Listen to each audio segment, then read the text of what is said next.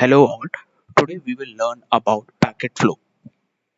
Packet flow from a LAN or an enterprise network to the internet. So what is an enterprise network? Enterprise network or an enterprise can be imagined as a LAN network or a closed area network or an office that you are sitting inside. In that particular office, you and many of your colleagues are working and are connected to the internet. So how are they connected to the internet? For example, when you do a Google search, when you do a Google search on Chrome, you usually write google.com and press enter. So, what happens from your laptop to the Google server, and Google server returns a response which is displayed on your page? We will be learning about that particular packet flow today. But before we move on about how the packet is generated, I would like to take a session on L2 header, L3 header, how a ping works, what is an ARP, what is a DHCP, and what are HSRP, VRRP, and GLBP protocol. So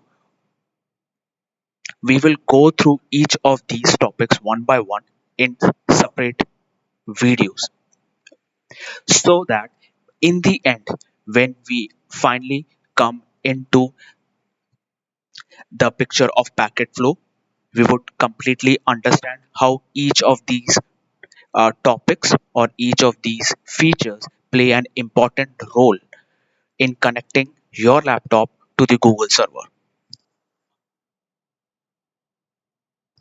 So, since I spoke about ping, as we all know, ping is an ICMP protocol. Ping is an ICMP protocol with a protocol number of 1, and it usually helps in determining if the destination address that we type in the command is reachable or not. So, for example, we can check if the DNS server of Google is reachable or not. Just type in ping 8.8.8.8 on the command window of your laptop or your workstation and press enter. You would see such a similar result being displayed on your screen. So here, when I will talk about ping, I will discuss these all these details that we see here. So here also, I'm sitting in an enterprise or I'm sitting at my home and I did a ping 8.8.8.8, right? So it is also a type of a packet flow that I did. So the packet is generated, a ping or an ICMP packet is generated. It is sent out from my laptop. It goes to the nearest switch and then to a router, and it crosses multiple hops and reaches the Google server, and then it returns back with a response. So this packet flow we will be learning in multiple sessions. So when we do a ping, what exactly happens is that our system, the laptop, starts to create the net. Let me rephrase. When we do a ping, a packet is generated. In that particular packet, a layer 2 header is generated, a layer 3 header is generated, and then subsequently all the other information that is needed in the transport layer, session, presentation, and application layers are created. So now the very first important header that we will talk right now is the L2 header, right? Or we call it as data link layer header, which is also commonly called as Ethernet header. Now, as we all know that in the layer 2, the devices talk or they know each other with the help of MAC addresses. So, MAC address is just one of the fields in a layer 2 header. There are many other fields as well in a layer 2 header that we will talk about now. So, the very first field that comes in a layer 2 header is called as preamble. Preamble. Then we have SFD, start frame delimiter, then the destination MAC, as we all know, then source MAC address, then type field,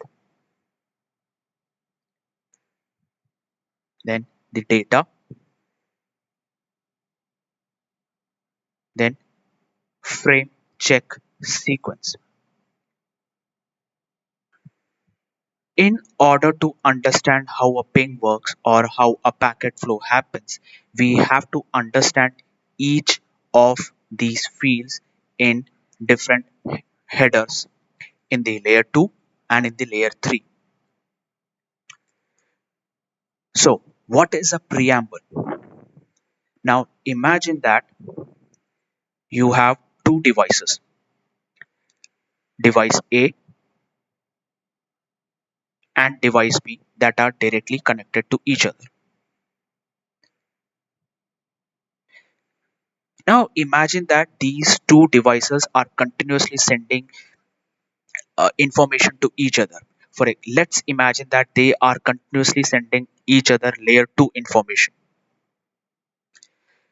So, all of them will have these da- these fields that I have mentioned here: preamble, SFD, destination MAC, source MAC, type, data, FCS. All of them are continuously being sent from A to B and vice versa, that is B to A.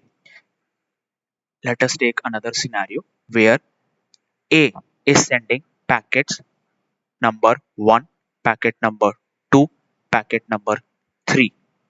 So naturally, B has to respond to all these packets once it receives it. So B will respond for packet number 1 with 1, similarly for 2, and similarly for 3. But then the question arises, once all these packet reaches B, how will B differentiate that 1 is different from 2 and 2 is different from 3, and how will it respond to each of these with an acknowledgement, right? So preamble and SFD are the two fields that play an important part here. Preamble is a 7-bit field, is a 7-bit field, and SFD is a 1-bit field, where this 7-bit is nothing but 6 zeros, and the last 7th bit is 1. Similarly, in SFD is a single bit field, so the value is 1, right? So here in every Ethernet header, this preamble tells a device that the older Ethernet frame is over and a new Ethernet frame is about to start. The device comes to know about this when it sees that there is a series of 6 zeros and a single digit 1. But then, how will the device know that after the preamble, the real information is going to start. That is where the SFD, that is start frame delimiter, comes into picture. So the work of the start frame delimiter is to let the device know that after this one bit, the original information is about to start. That is nothing but the destination MAC address. So preamble lets the devices know that a new information or a new Ethernet header is about to start, and the SFD bits tells the device that after this field, the destination MAC is about to be populated into its system. Clear here? Now, destination MAC, as we all know, source MAC, as we all know, they are 48-bit fields.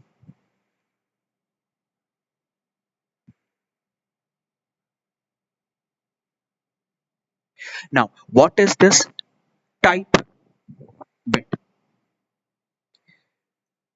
Type field is nothing but a field that informs the device of any information that is present in the upper layer. So, in an OSI model, the layer 2 is data link layer. Then we have a network layer, right? Now, here, as I mentioned, we will talk about ping. So, let's take that example. Imagine we are pinging, right? So, of course, if we are pinging, we have mentioned a destination address of 8.8.8, that is the DNS server of Google. We had mentioned that as I had shown you in the command window, right? So of course in the network layer we will have some information about the source IP and the destination IP. But how will the data link layer tell the device that it has to check the upper layer, that is the network layer, in order to find out that the information it is carrying is a ping information or an ICMP information, and it really needs to check that. That is the work of type field. Type field tells the device to check the network layer. So, since ping is an IP packet, the value of type field for a ping packet here would be in hexadecimal 0x0800. This is for IP. Similarly, we have type uh, fields for ARP also, which is 0x0806, right? So for IPv6, it is 0x08DD, right? So when this type field is populated with such value, the device, when it reads the type field, it will understand that it needs to check the network layer. So when it finishes reading the layer 2 header, then it jumps to the network layer to read the information present in them. All right. Now, data is a variable data, that is the information that is present in layer 2 header. Now, what is FCS? FCS is nothing but frame check sequence. Frame check sequence. Let me write that down. Frame check sequence. Okay. What is this? So frame check sequence actually helps in finding out if the layer 2 header is not having any loss when it's being transmitted from A to B. That means it's indirectly checking the integrity of the layer 2 header. So, for example, when A sends this packet, I'm giving you a very simplified view of what FCS is, right? So, what A does is that when it sends the packet to B, it does an algorithm and it fixes the value of FCS. For, for example, let's say that it fixed the value of FCS to 23. Now, when B receives this packet, it also does the same frame check sequence and finds out that if the FCS value equals 23 or not. If it equals 23, B would know that the packet that it has received does not have any loss and it is intact. All right. So, recapping everything, preamble tells a device that a new Ethernet frame is about to start and the value of the preamble is six zeros and one single one digit one. And then after that, the SFD bit tells the device that after this one bit field, the original information is about to start. Then we have a destination MAC address, source MAC address. Then we have a type field. Type field tells the device about the information or about the type of information that it is carrying in the network field or sorry, network layer header. Data is the actual data of what it is carrying in the layer 2. FCS is frame check sequence, which helps in finding out any losses in the layer 2 header and helps in the integrity of the layer 2 header. So moving on now, we will see L3 header.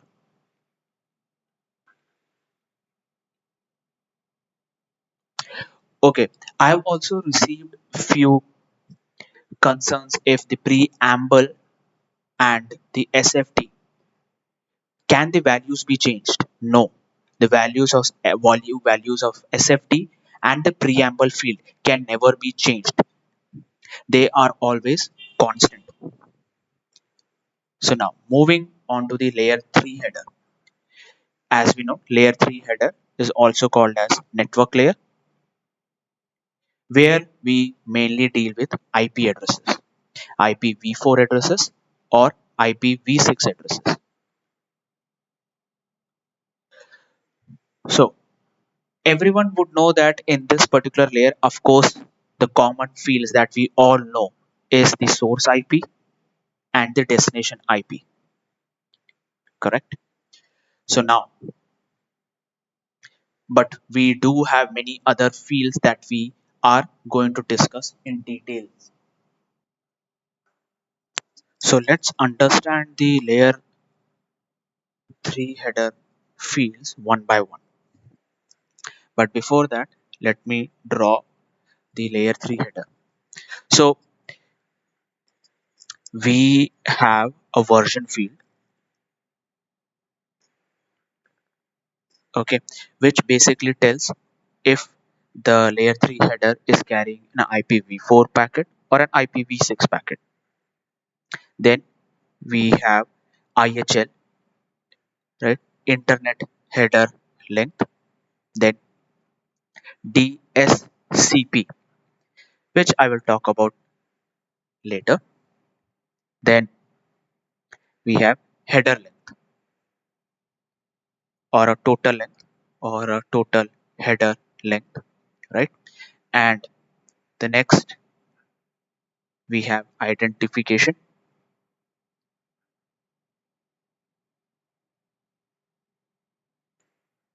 The next three fields or uh, is usually used when there is a fragmentation done in the layer 3. So identification, flags, and fragmentation offset. Fragmentation offset. These three fields come into picture when there is fragmentation done. Fragmentation is based on the MTU size. Okay, I will take a different session for these three fields of how MTU fragmentation happens and how MTU reassembly happens. In that, I will discuss in detail about these three flags here. The next is TTL, time to live, protocol,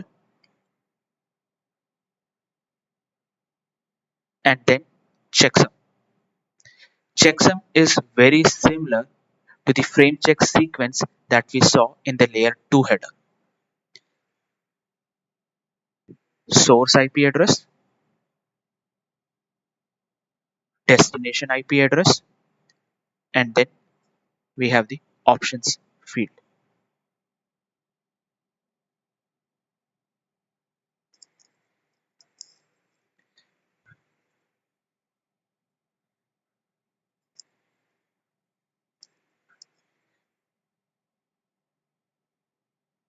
So now, as I told, this version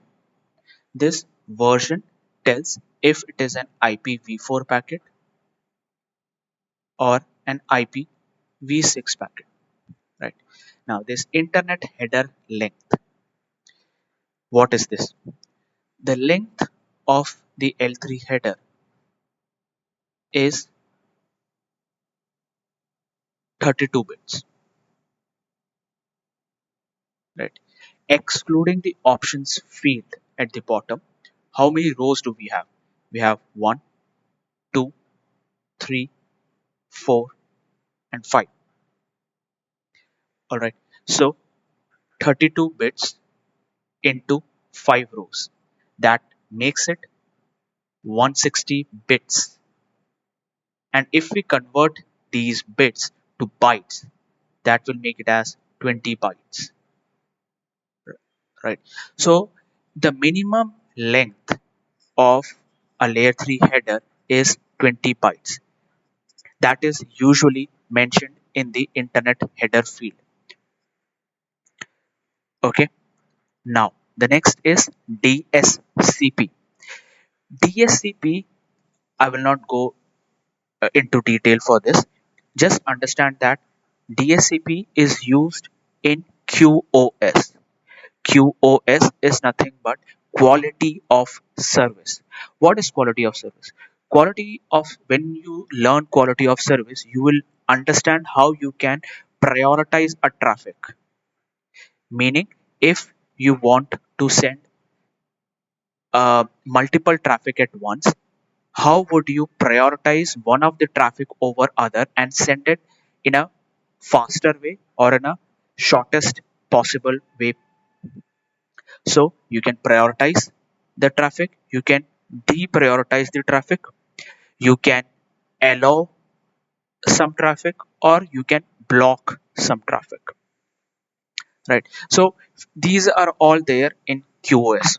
This is just a very simplified form of QoS that I have explained here. So those values, if the traffic is if the layer 3 header is using a QoS field, that will come in DSCP. The total header length. This total header length includes the value of options field also. So the total header length in a layer 3 header can be till 60 bytes. Okay, so the total header length of a layer 3 header is between 20 to 60 bytes. This 60 bytes is used when we have options field included. So anywhere between 20 to 60 bytes is the size of a layer 3 header. Okay. Now what is identification flags and fragment offset? As I said, these will come into picture when we have MTU fragmentation.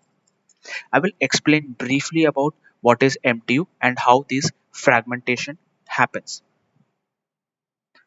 So assume that I have a PCA, then a router, then a PCB. Okay. What is MTU? MTU is maximum transmission unit. This means that the maximum size of a packet, right? The maximum size of a packet, this is in a very layman term, uh, the maximum size of a packet that a device can send out its interface is the maximum transmission unit. Okay, now just imagine that if A is sending a packet to B and the size of the packet is 9,000 bytes. By default, okay, by default, the MTU size in a router is 1500 bytes. Now, just imagine if A sends a packet to router X. The good thing about a router is that it accepts any MTU bytes. It accepts any MTU bytes, but when it has to send out of its port, it will fragment it or it will not fragment it based on the MTU that has been configured. So here, if you see this particular port has a MTU configured for 1500 bytes. So what naturally will happen is that this 9000 bytes of information will be fragmented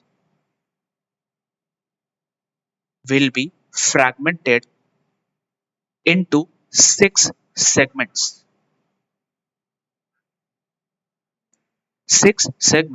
of 1500 bytes each, right? So you will have six segments fragmented out of router X, this port, let's say it as port number 2, okay, and sent to B. But when B receives these six segments, how will it know that these six segments are part of a single packet? That is when the identification flag comes into picture. Identification, even the flag field, and the fragmentation offset. All three of these three fields, they play an important role when you have MTU fragmentation. So when these when this 9000 bytes of packet is fragmented, that is a bigger packet is being fragmented into smaller packets, right? So they are given some identification marks. They are given some identification marks and they are also given some fragmentation offset mark. Just I will explain these in a different video in detail. So they are given identification mark and a fragmentation offset mark with which PCB will know that these six segments are part of a single packet. Alright. Now, what happens to this flag? So there are two types of flag bits. Okay. One is a 0 bit and the other is a 1 bit.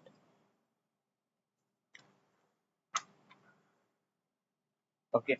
So if this flag bit is 0, that means it's a don't fragment packet. If it is 1, that means the packet is being fragmented. Okay. So this flag, if it contains 0, that means the packet that is being sent out of this particular port is less than 1500 bytes and there is no fragmentation required.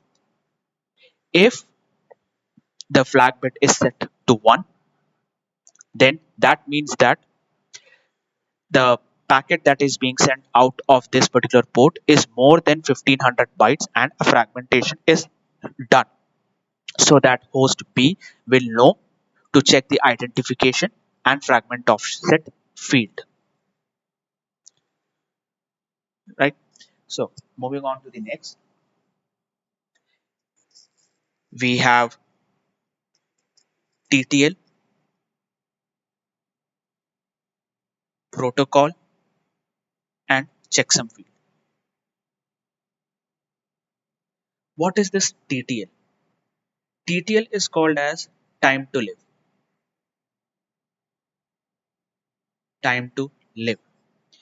Now, time to live is a feature I would say is invented for a good use, and it's also a very good security feature in today's network.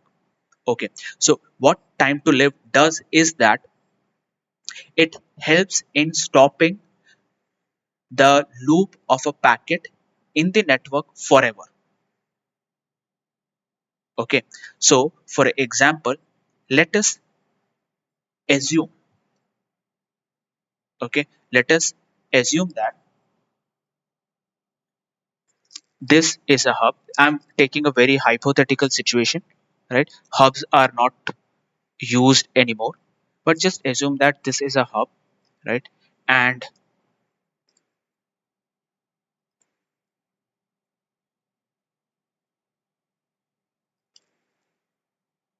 okay, and we have multiple devices connected to it: A, B, C, D, E, and F. Okay, just imagine that A sends a packet. A sends a packet which is destined for, let's say, a host named X. Okay, now the hub receives it. What does hub do? Hub is an unintelligent device. It forwards the packet to all its connected interfaces except the interface that it received on. So it will forward the packet to F, E, D, C, and B. Though in today's real time scenario, if B, C, D, E, and F do not see their destination destination address in layer 2 or layer 3 field, they will drop the packet. But then, just hypothetically assume they send back this packet to the hub. Okay, now imagine that B receives the packet and sends back saying that this is not me. The IP address or the MAC address that is mentioned is not mine. So I'm sending it back. Okay, now what would happen? Hub will receive it, hub will forward it to all other ports, to all other interfaces, right? Now, similarly, C would do the same, D would do the same, E and F will also do the same. They will send back the packets, right? They will send back the packets. Now, just imagine the number of packets that is being sent across this hub and being received by each and every host because the X is not present in that network. So, the copy a packet which has the same information is being replicated across the network with multiple copies. So it is basically a waste of all the host's processor. It is a waste of the hub's processor to replicate the packet across the network. So it uses a lot of time. Multiple packets of the same replica is being circulated. The traffic gets congested in the network, etc. So here, what we do with time to live is that we assign a value to it. In the packet, we assign a TTL value to the packet, right? So by default, a TTL value is 255, and every time this packet crosses a hop, the TTL value decreases by 1. So if the packet, let's say R1, R2, R3, R4, and R5. Okay, let's assume these are the IP address.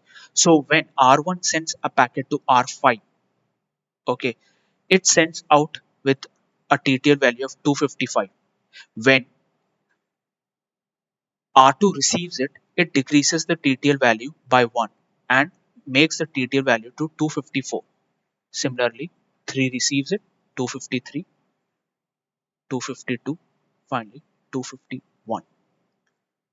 Okay, now let's imagine that this packet never reaches 5 and it is being circulated in the network. So obviously, the value of the TTL will drop down to 0 at some point. What happens at 0? This packet is discarded. It is lost in the network forever. It is not seen anywhere. So what happens is that with the help of TTL, you're actually helping the network from stopping the transmission of packet unnecessarily across all the devices. It helps it helps to reduce the processing of each and every router that goes through that particular packet. So TTL is actually a security feature as well, right? So moving on to the next field in that row is protocol.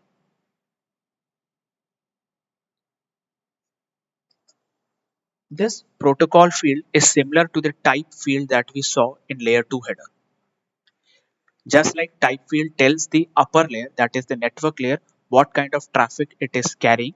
Similarly, protocol field tells what kind of traffic it carrying, right? So it can be ICMP packet, right? It can be an EIGRP packet, right? It can be an OSPF packet, etc. Right. So if it is an ICMP packet, the value would be 1. Right. If it is an EIGRP packet, it would be 88. Right. And if it is an OSPF, 89, etc. Right. So protocol field tells the upper layer what kind of traffic it is carrying. Okay. The next is checksum. Right. Checksum, just like the FCS field in layer 2, it checks the integrity of the layer 3 header. Right. Next, we have the source IP address field, then the destination IP address field, then the options field. If there is data in this options field, then the total header length would this particular field will show what is the size of that data. All right. So this was about layer 2 header and layer L3 header.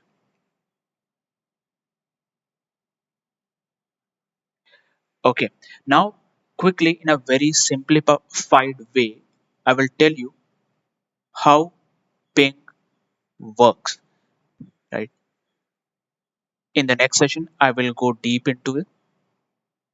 So let's imagine that we have two devices, A and B. Their IP addresses are 1.1.1.1 and the other is 2.2.2.2. All right. Now their MAC addresses is all A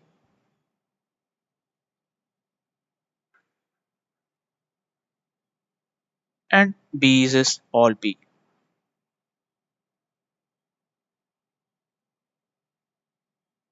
Right. Now,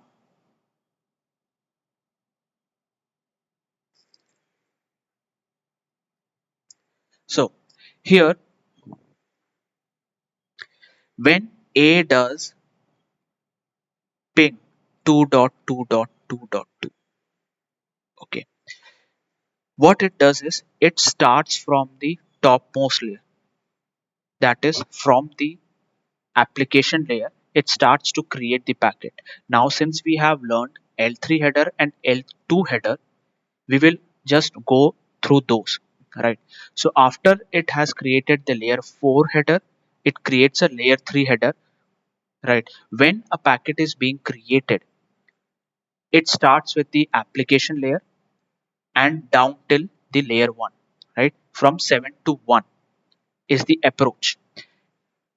When the packet is being read or is being received by the other side, the packet is read from bottom to top, that is from layer 1 to layer 7. All right. So the packet is being created, layer 4 is created. Now at layer 3, what would happen? A source IP is created, a destination IP field is created, right? Then a protocol field is created, right? Then a TTL packet, TTL value is created of 255. Protocol, since we are looking into ping is an ICMP protocol packet, so the value would be 1, right? Then internet header, version, etc. All of that would be given, right? It's an IP. Let's say it is an IPv4 packet, right? Source IP would be of 1.1.1.1. Destination IP would be of 2.2.2.2, right? Layer 3 packet is created. Now with the layer 2 packet, what would happen? A destination MAC is created, a source MAC is created, right? What is the destination MAC? B, all B's. Source MAC is all A, right? Then we have a type. We will have a type field also created, right? So type field would be populated with the hexadecimal value of 0x0800, right? Now this packet, ping packet, would be sent across. When B receives it, of course the TTL value is reduced to 254, right? Now, but before reading the layer 3 packet, as I said, when it is received, it is read from bottom to top. So B would read the layer 2 header first. And first, as I had mentioned, if you remember in the layer 2 header, the DMAC, destination MAC field, comes first before the source MAC field, right? So the destination MAC is read. Destination MAC is all B. B checks the destination MAC is mine. Yes, it is mine. And it is being received and it is being sent by a device that has all A's as its MAC address. Right. Now, what is it asking? The type field. It checks the type field. It checks the type field and it sees a hexadecimal value for IP protocol. Right. So it knows that I have something in the network layer from of I have something in the network layer that is an IP protocol one that I would have to check. So I cannot stop at just checking the layer 2 header, right? Then it moves to the layer 3 header. Okay, it checks the destination IP. It sees, yes, the destination IP is mine, 2.2.2.2, and it is being sent by a source of 1.1.1.1. What is it asking? Right? It checks the protocol field. It sees the protocol field is 1. 1 is for ICMP, right? I will tell about the ping. As I had mentioned, I will tell about ping in detail, what exactly happens in ping. So when it sees a protocol number 1, it also sees it as an ICMP echo, right? So it sees that it is an ICMP echo. So that means it is a ping request, right? Now, when it reads all this information, B knows it's an ICMP echo, it's a ping request. I will have to reply with my response. So what it does, it just reverses everything, right? This would become an ICMP reply, right? All the other information remains the same. Few information that might get changed are the destination IP and the source MAC IPs, source MAC addresses. I'm sorry. So the source IP here would become 2.2.2.2. Destination IP would become 1.1.1.1. Destination MAC would become all A's. Source MAC would become all B's. And it will send this packet to A, right? And A would do the same thing. It will read its destination MAC, it will open the type field, then it will read the destination IP address, then it will read the protocol field, and it will see the ICMP reply in it. And thus the A will know it has received a response for the ICMP packet. So this was a detailed video on L2 header, L3 header, and a short uh, description or a short overview of how ping works. So in the next video, I will talk about how an ARP works and then how a ping works with all the fields. What is an echo reply value? What is an echo request or an echo response value, etc. And how an ARP works. Once we are done with this, we will go ahead with, I will just give you an overview of what HSRP is, how HSRP works. And then I would correlate all of these and integrate them into how a packet flows from an enterprise network to the internet. Thank you and have a great day.